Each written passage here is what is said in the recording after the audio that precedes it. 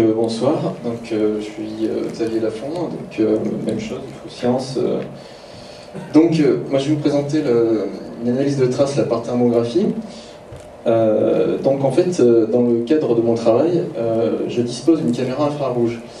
Alors, une caméra infrarouge, tout à l'heure Mathieu vous a parlé, on a pas mal parlé de tout ce qui était dans le visible.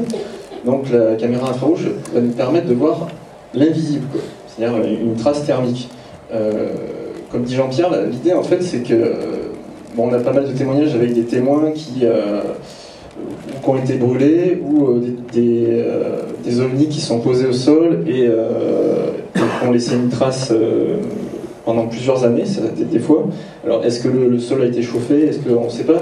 Mais la question c'était, est-ce que quelque chose qui chauffe le sol peut persister longtemps ou pas, quoi? Alors j'aurais dû faire la petite manip en direct, mais je ne peux pas brancher la caméra sur le vidéoprojecteur, donc je vous ai préparé un petit PowerPoint. Alors une caméra thermique, ça ressemble à un caméscope, c'est un petit peu plus gros, simplement la matrice, au lieu de voir dans le visible, la matrice de la caméra, elle voit dans l'infrarouge. Après les couleurs, évidemment ça donne des images en fausse couleur qui interprètent le signal thermique. Alors, je ne sais plus comment j'ai commencé.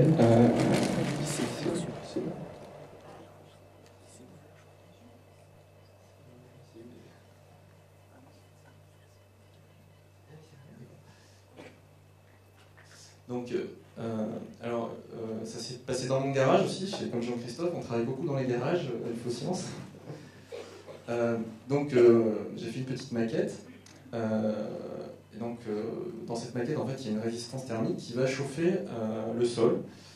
Et par exemple, là j'avais mis, ça pourrait être un ovni qui se pose sur une route, sur n'importe quoi, dans un champ, puis quelque part en France. Alors, comme dit Jean-Pierre, ça pourrait être détecté par UFOCatch, on a la trajectoire, donc après, on pourrait en quelques minutes, à la limite, se retrouver sur la zone d'atterrissage, quoi.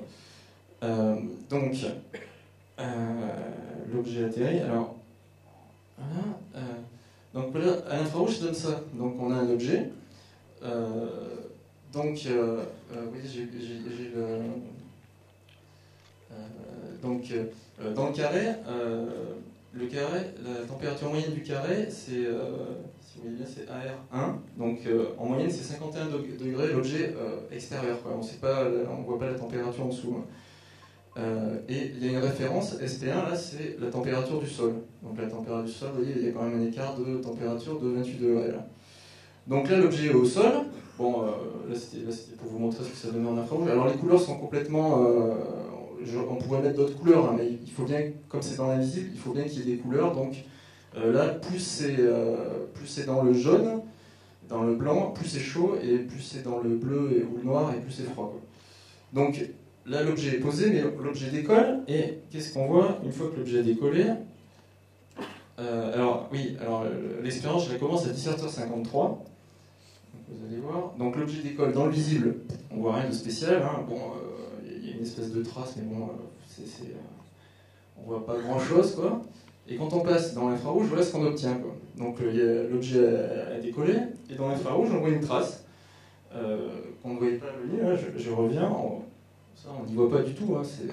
C'est une plaque en bois ordinaire, peinte en noir, un peu avec de la poussière dessus. Il n'y a rien d'extraordinaire. Mais dans l'infrarouge, voilà, on voit ça.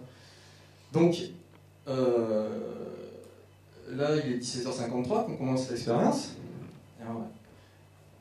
Après, on est un petit peu plus tard. Voilà, on voit toujours la trace.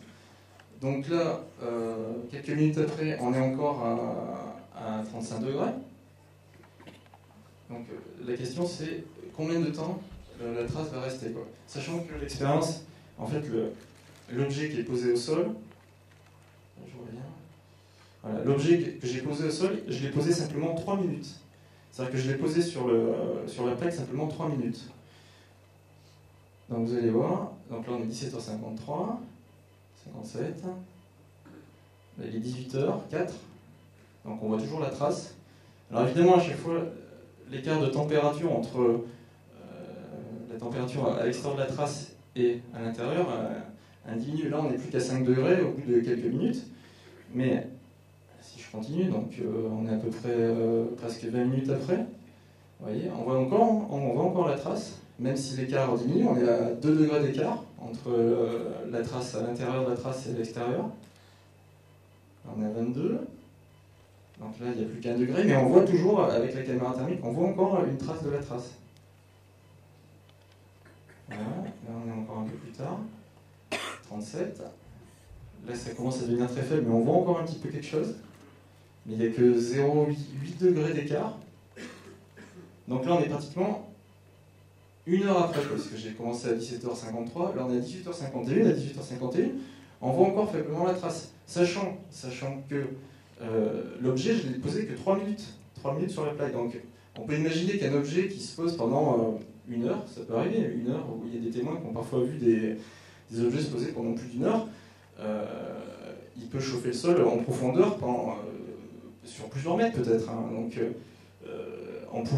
il est possible de voir la trace thermique peut-être même plusieurs jours après. Quoi. Parce que le sol, ça a quand même pas mal d'inertie quand même. Donc, on pourrait voir la trace peut-être plusieurs jours après, voire pourquoi pas plusieurs mois. Quoi. Mais c'est une piste qui serait explorée. Alors évidemment, c'est une piste qui demande des moyens qui ne sont pas très grand public, puisque les caméras, pour l'instant, les caméras thermiques sont surtout utilisées par les professionnels, puisque elles sont à un prix encore assez prohibitif. Quoi. Mais c'est un système qui serait complémentaire, par exemple, également avec UFOCatch, avec d'autres systèmes. Quoi. On pourrait imaginer, par exemple, donc, plusieurs UFOCatch qui détectent un objet qui va se poser, et puis on envoie tout de suite derrière un drone, un hélicoptère équipé avec une caméra infrarouge dans la zone où il y a eu l'atterrissage. Et là, tout de suite, si ça chauffait le sol, il va le détecter. Quoi. Donc, voilà, je crois que j'ai terminé là.